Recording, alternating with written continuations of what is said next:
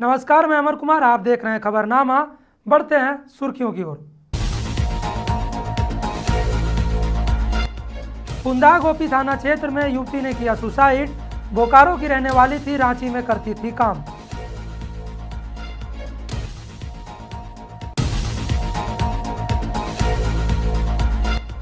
धनबाद के गांधीनगर स्थित शिव कॉलोनी में चोरी। बंद घर को चोरों ने बनाया निशाना।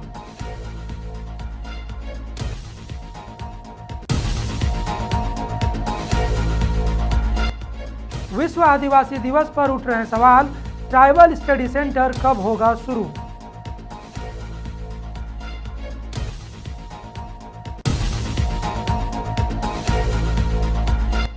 धनबाद में भाजपा ने निकाली तिरंगा यात्रा। विधायक राज सिन्हा हुए शामिल।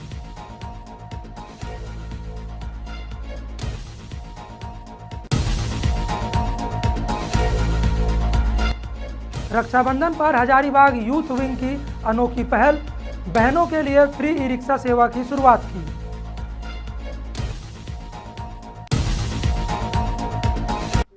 अब खबरें विस्तार से। रांची के पुंदा गोपी थाना क्षेत्र के एक हॉस्टल में रहने वाली युवती ने सुसाइड कर लिया है। मृतका की पहचान बोकारो निवासी नेहा सिंह के रूप में हुई है, जो पिछले 4 महीनों से पुंदाग में रह रही थी। घटना की जानकारी मिलते ही पुलिस मौके पर पहुंच गई और मामले की जांच शुरू कर दी है। हालांकि आत्महत्या के कारणों का खुलासा अभी तक नहीं हुआ है। पुलिस हत्या और आत्महत्या दोनों एंगल से जांच कर रही है। मकान मालिक के अनुसार नेहा एक प्रोडक्ट बेचने वाली कंपनी में काम करती थी और उस कमरे में उसके साथ 4 अन्य लड़कियां भी रहती थी। घटना देर रात की है, जिसके बाद मकान मालिक ने तुरंत पुलिस को सूचना दी। पुलिस ने मौके पर पहुंचकर शव को अपने कब्जे में लिया और पोस्टमार्टम के लिए भेज दिया। धनबाद के गांधीनगर स्थित शिव कॉलोनी में बंद घर में चोरी होने का मामला सामने आया। जानकारी के अनुसार घर के मालिक भोला सिंह इलाज कराने के लिए दिल्ली गए हुए थे। इस दौरान शुक्रवार की देर रात चोरों ने बंद घर को निशाना बनाया और चोरी की घटना को अंजाम दे दिया। वहीं शनिवार को जब घर के लोग लौटे तो उन्होंने घर में सामान बिखरा हुआ पाया। इसके साथ ही घर के मेन गेट को छोड़कर सारे ताले टूटे हुए थे। जब घर में चोरों ने एंट्री ली तो घर में मौजूद सोना चांदी के करीब 10 से 15 लाख के जेवर पर हाथ साफ कर दिया। इसके अलावा चोरों ने वारदात को अंजाम देने से पहले घर में लगे सीसीटीवी कैमरे को भी तोड़ दिया और रिकॉर्डिंग सिस्टम यानी कि डीवीआर भी चुरा लिया, ताकि घटना के बाद पहचान न किया जा सके। बता दें कि घर के मालिक भोला सिंह ने घटना की शिकायत धनसार थाना में दर्ज कराई है। उनके अनुसार सभी चोर आधी बनी खिड़की को तोड़कर अंदर आए थे। हालांकि पुलिस ने मौके पर पहुंचकर जांच शुरू कर दी है। डीवीआर चोरी हो जाने के कारण फुटेज नहीं मिल सका। वो जब दिल्ली से लगभग 7 बजे घर पहुंचे तो घर पे बाहर वाले दरवाजे का ताला टूटा हुआ था और ताला टूटने के बाद वो देखने के बाद जब हम लोग घर के अंदर आए तो घर में भी तीनों रूम का ताला टूटा हुआ था और पूरा सामान बिखरा हुआ था। उसके बाद जब सामान की जांच पड़ताल करें तो फिर उस पे ये पाए कि सामान जो भी कीमती चीज़ था, गहना, उस पे लगभग 8 से 10 लाख रुपए का गहना और कुछ 2 से 3 लाख रुपए का चांदी का भी गहना था, जो कि पूरा लेके चला गया था। उसके अलावा पीतल का कुछ बर्तन भी था जो शादी के उपरांत उपहार में दिया जाता है, तो वो भी पूरा मौजूद नहीं था, कुछ भी नहीं था। इसके बाद हम लोग प्रशासन को कॉल किए, वहाँ से 2 लोग आए थे और उन्होंने चेक किया। लेकिन क्या होता है कि जब आपके घर चोरी होती है तो आस पड़ोस वाले भी लोग आपके यहाँ देखने आ जाते हैं और उन्होंने यही बोला कि आपके घर पे और भी लोग आ गए उसके बाद, तो हम अब ज़्यादा कुछ कर नहीं सकते। और वो करके फिर ये लोग अपने चले गए कि आप लिखित आवेदन धनसार थाना में दे दीजिए। तो धनसार थाना में फिर जब हम रात को 11 बजे गए तो वहाँ पे हमने हमारी जो सूझबूझ थी उसके हिसाब से हमने लिख के उनको आवेदन दिया, पर उन्होंने आवेदन स्वीकार नहीं किया क्योंकि उन्होंने ये बताया कि ये फॉर्मेट गलत है या ये गलत है। और रात को 11 बजे क्योंकि हमारे पास कोई पेपर नहीं था, कोई आसपास दुकानें खुली नहीं थी, तो फिर हम वहाँ से वापस आ गए कि अब कल सुबह हम वापस से लिखित आवेदन देंगे। कल तक की यही घटना है। अब आज हम वापस धनसार थाना जाके लिखित आवेदन देंगे। उम्मीद प्रशासन से यही करते हैं कि इन चीज़ों पे प्रशासन की निगरानी होनी चाहिए। कम से कम जो पेट्रोलिंग होता है उनका ध्यान होना चाहिए। तो पेट्रोलिंग का जो भी उनका गाड़ी होता है, मुझे लगता है कि वो ठीक से हुआ नहीं होगा उस रात या उससे पहले भी, क्योंकि और भी घटना हो चुकी है यहाँ पे। क्योंकि ये जो घर है ये मेन मार्केट या सड़क पे ही है, तो पेट्रोलिंग गाड़ी का होना ही चाहिए था और कुछ ना कुछ उनको सूचना होनी चाहिए थी। पूरे देश में जहां शनिवार को विश्व आदिवासी दिवस धूमधाम से मनाया गया, वहीं हजारीबाग में करोड़ों की लागत से बना जनजातीय अध्ययन केंद्र वीरान पड़ा हुआ है। प्रधानमंत्री नरेंद्र मोदी के सपनों को साकार करने के लिए बनाया गया यह सेंटर सरकारी उदासीनता और प्रशासनिक लापरवाही का शिकार हो गया। यह हजारीबाग के विनोबा भावे विश्वविद्यालय परिसर में बना जनजातीय अध्ययन केंद्र है, जो कि 22,000 वर्ग फुट में फैला हुआ है। 3 मंजिला यह भवन 4 studio, 1 classroom, 1 auditorium, director office, open office, library, computer lab और शौचालय से सुसज्जित है।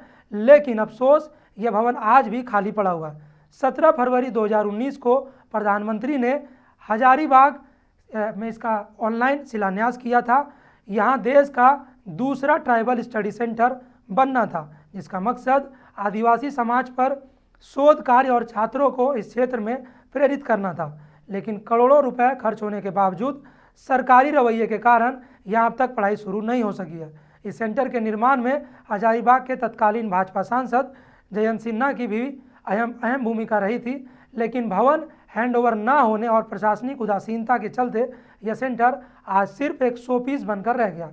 सरकार एक और आदिवासी समाज के उत्थान की बातें करती है, वहीं दूसरी ओर उनसे जुड़े अध्ययन केंद्र की उपेक्षा करना कई सवाल खड़े करता है।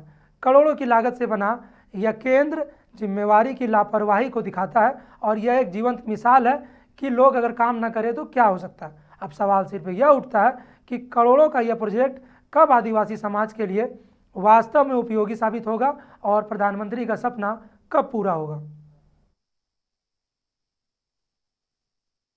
आदिवासी जनजाति अध्ययन केंद्र यहाँ केंद्र सरकार की ओर से बनाया गया और उद्घाटन भी कर दिया गया माननीय जयंत सिन्हा की उपस्थिति में।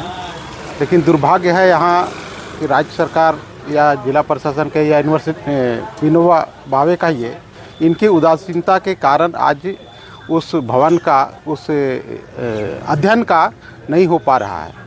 इसलिए हम राज्य सरकार से या विनोबा भावे से मैं मांग करता हूं कि उस केंद्र को विधिवत चालू किया जाए, ताकि आदिवासियों की जो रिसर्च करना है, आदिवासियों के पार जो संस्कृति, भाषा, कला को लेकर के जो बढ़ावा देना है, ताकि सुचारू रूप से चल सके और उसका लाभ लोगों को, आदिवासी समाज को मिल सके। रविवार को भाजपा धनबाद महानगर के बड़टांड़ और सदर मंडल कमेटी ने हर घर तिरंगा अभियान के तहत तिरंगा यात्रा निकाली। इसमें विधायक राज सिन्हा सहित सैकड़ों की संख्या में भाजपा कार्यकर्ता शामिल हुए। जिला परिषद मैदान से शुरू होकर तिरंगा यात्रा सिटी सेंटर तक गई। तिरंगा यात्रा में शामिल हुए विधायक राज सिन्हा ने कहा कि भारत आज अपने कौशल, अपनी वीरता के लिए पूरी दुनिया में जाना जा रहा है। ऑपरेशन सिंदूर में जिस तरह भारत ने पाकिस्तान को धूल चटाई, उसे पूरी दुनिया ने देखा और भाजपा इस तिरंगा यात्रा के माध्यम से लोगों को यह संदेश देने निकली है कि हमारा तिरंगा, जिसे हम कभी झुकने नहीं देंगे और आन बान शान से यह तिरंगा लहराता रहेगा। हुआ विषय है और खास करके जब ऑपरेशन सिंदूर चला और जिस प्रकार से हम लोगों ने पाकिस्तान को उसकी औकात बताया है, भारत ने, हमारे वीर जवानों ने अपने माननीय प्रधानमंत्री मोदी जी के नेतृत्व में आज पूरे विश्व के लिए भारत एक चुनौती बनकर के खड़ा है। और हमारा 15 अगस्त जस्ट 2-3 दिन के बाद अब आने वाला है और पूरा राष्ट्र इस तिरंगे की आन बान शान के लिए अब सड़कों पर निकल रहा है। और हम आज तिरंगा यात्रा के माध्यम से इस संदेश को लेके जा रहे हैं कि हमारा तिरंगा कभी झुके नहीं, हमेशा अपनी पूरी आन बान शान के साथ लहराता रहे। इस कार्य का हम संकल्प लेने के लिए सड़कों पर निकले हैं और 15 अगस्त को हर घर तिरंगा हो, हर लोग इस तिरंगे को सलामी दें सब लोग तिरंगे को अपने झट पे लगाएं। यह अपील और आग्रह के साथ हम सब तिरंगा। रक्षाबंधन के अवसर पर हजारीबाग यूथ विंग ने लगातार तीसरे साल बहनों के लिए शहर में 7 फ्री ई रिक्शा सेवा शुरू की है। सेवा का शुभारंभ हजारीबाग सांसद मनीष जायसवाल ने हरी झंडी दिखाकर किया। कार्यक्रम के दौरान सांसद ने कहा कि यूथ विंग हमेशा समाज के लिए काम करता रहा। वहीं संस्थान के संरक्षक चंद्र प्रकाश जैन ने इसे मातृशक्ति के सम्मान का प्रतीक बताया। अध्यक्ष करण जायसवाल ने कहा कि हर बहन की मुस्कान ही उनकी सबसे बड़ी उपलब्धि है। बता दें कि ई रिक्शा सेवा शहर के विभिन्न क्षेत्रों में बहनों को मायके और अन्य स्थलों तक पहुंचाने के लिए दिन भर उपलब्ध रहेगा। पहले से चालकों के नंबर भी जारी कर दिए गए थे ताकि समय पर सुविधा मिले।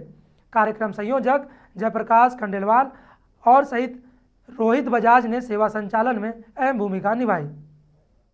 यूथ विंग के द्वारा हमेशा ही अच्छा काम किया जाता रहा है और केवल रक्षाबंधन के समय ही नहीं, हर ओकेजन पर अगर कहें तो हजारीबाग में सबसे अग्रणी रूप से अगर कोई सक्रियता है तो यूथ विंग का है। इस काम के लिए भी आपको बहुत बहुत बधाई देंगे, बहुत शुभकामना देंगे, क्योंकि आज का त्यौहार बड़ा पवित्र त्यौहार है। ये रक्षाबंधन का, भाई बहन का आपसी प्यार का, और आप बहनों को उपलब्ध करा रहे हैं कि बहन जा करके अपने भाइयों तक पहुंच सके और रक्षाबंधन का जो है त्यौहार मना सके। तो खबरनामा में आज के लिए इतना ही।